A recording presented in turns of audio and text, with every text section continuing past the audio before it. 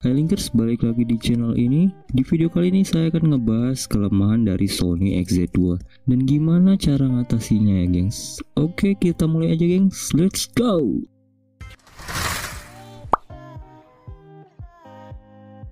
Oke gengs, disclaimer dulu kalau semua hal yang saya lakukan ini berdasarkan pengalaman pribadi ya. Jadi kalau kalian mau ngikutin, please do with your own risk ya gengs. Oke gengs, pertama-tama mungkin di antara penonton ada yang baru mau ngebeli Sony XZ2 ya gengs. For your information, menurut saya sesuaikan aja dengan kebutuhan kalian ya gengs. Karena mungkin ada beberapa hal yang gak sesuai dengan ekspektasi kalian ketika membeli HP ini. By the way, saya beli HP ini di harga 1,6 juta dengan catatan ada beberapa dent di bezelnya. Cukup mengecewakan karena ketika saya memesan, saya memilih yang kondisinya 95-97% ya gengs. Di bagian port chargernya juga ada sedikit dent, tapi ya saya terima aja karena emang untung-untungan ya kalau belanja online. Layarnya ada goresan-goresan halus tapi udah ditutupin pakai tempered glass. Dan bagian belakangnya juga ada goresan-goresan halus tapi sedikit banget. Dan bagian belakangnya menurut saya is the best sih gengs. Karena kilauan cahayanya itu berasa handphone baru. Oke gengs, kita mulai dari kelemahan yang pertama, yaitu fingerprintnya. Buat kalian pengguna Xiaomi atau Android lain mungkin bakalan ngerasain perbedaan yang signifikan di fingerprintnya ya gengs. Karena kalau dalam keadaan mati yang cukup lama ya gengs, fingerprintnya itu kadang terasa lama banget ngeresponnya. Dan untuk masalah ini itu kalian harus menekan fingerprintnya sedikit lebih lama ya gengs, sekitar 2-3 detikan. Kalau enggak, rubah aja posisi jari kalian lalu tempelin lagi. Dan kalau nggak bisa juga, kalian coba aja bersihin area fingerprintnya atau bersihin dulu jari kalian ya gengs. Tapi ketika posisi layarnya hidup, itu respon fingerprintnya terbilang cukup cepat ketimbang ketika layarnya mati ya gengs. Kelemahan selanjutnya ialah kontrol tombol power, volume up and down. Kenapa ini masalah buat saya? Pertama, setiap ingin mematikan HP, kita itu harus ngepencet tombol power. Dan ketika buka Instagram, kadang ada postingan atau story yang suaranya itu kecil banget, kadang gede banget. Jadi kita kudu nyesuaiin volume up and down-nya ya gengs. Dan ini jadi masalah buat saya dalam 2 minggu terakhir ya gengs. Karena ketika saya sering ngepencet tombol power, volume up and down, tombol-tombol itu jadi kerasa agak longgar ya gengs. Dan kepikiran kalau tombol-tombol ini bakalan rusak.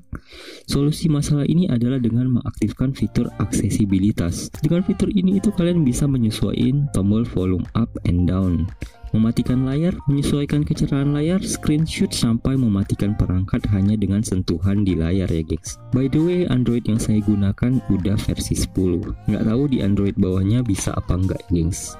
Cara aktifinya itu tinggal pergi ke setting, cari aksesibilitas,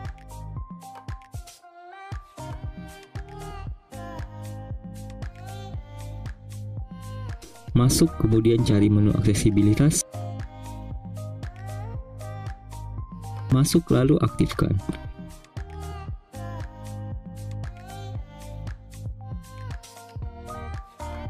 Masalah selanjutnya yang saya temuin di Sony XZ2 ini adalah ghost touch ya geng, atau layarnya nyentuh-nyentuh sendiri. Ini beneran kesel banget ya gengs, apalagi kalau lagi main game. Biasanya solusinya itu kita harus matiin dulu layarnya lalu hidupin lagi biar kembali normal.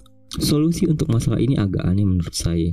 Seingat saya dapat solusi ini dari Google atau YouTube itu ya geng. Solusinya itu kalian harus cari korek api yang pematiknya listrik ya gengs. Biasanya itu ada dijual di warung-warung.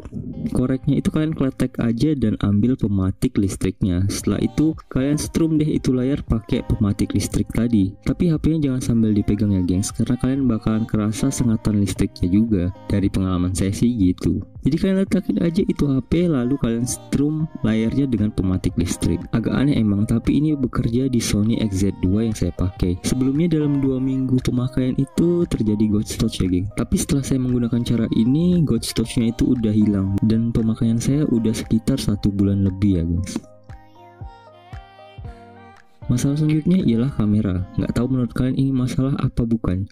Cuman buat orang awam kayak saya yang kebiasa pakai kamera versi auto, ini agak bermasalah. Yakni nggak ada fitur HDR mode dan night mode di XZ2 ini ya. Solusinya emang agak ribet, tapi menurut saya sesuai dengan hasilnya. Untuk HDR mode mungkin nggak begitu diperlukan karena hasil tangkapannya udah cukup tajam. Sedangkan untuk night mode kalian bisa akalin dengan cara masuk ke mode manual di kamera, kemudian atur aja shutter speed dan ISO nya ya gengs.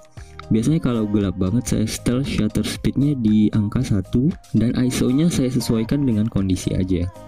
Yang punya trik lain boleh share di kolom komentar di bawah.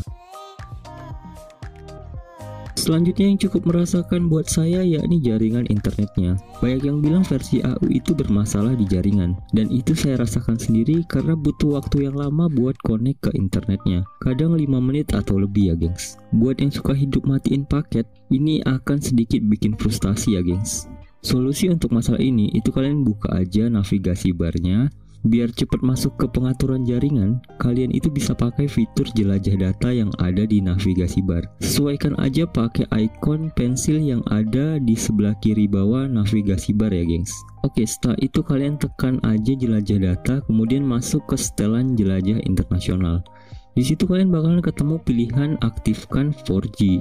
Pertama kalian matiin dulu. Ketika kalian matiin, otomatis jaringannya akan berpindah ke 3G atau H+. Biasanya jaringan internetnya akan langsung connect ya gengs. Nah, setelah connect di jaringan 3G, aktifin lagi menu aktifkan 4G-nya. Tunggu bentar dan dia bakalan connect ke jaringan 4G. Agak ribet sih gengs, tapi sesuai deskripsi, 4G di HP ini akan lebih sulit ketika diaktifkan di luar Jepang. Dan buat yang sering hidup matiin data, saya sarankan untuk mengubah jaringan datanya ke 3G ketika mematikan paket data ya gengs. Karena kalau posisi jaringan 4G di tempat kalian naik turun, itu bakalan banyak makan daya. Kadang-kadang saya kaget sendiri ketika mematikan paket data ketika berada di jaringan 4G. Terakhir saya tinggalin 1 jam, baterainya udah berkurang aja 8% ya gengs. Padahal baru sejam. Oke, itu aja yang mau saya sharing. Buat yang mau nanya-nanya silahkan tinggalin komen kalian di kolom komentar di bawah. Kalau saya nggak bisa jawab, mungkin teman-teman yang lain boleh bantuin. Buat yang berminat sama XZ2 saya boleh nanya-nanya di DM IG. Udah include temper glass sama soft case juga ya gengs.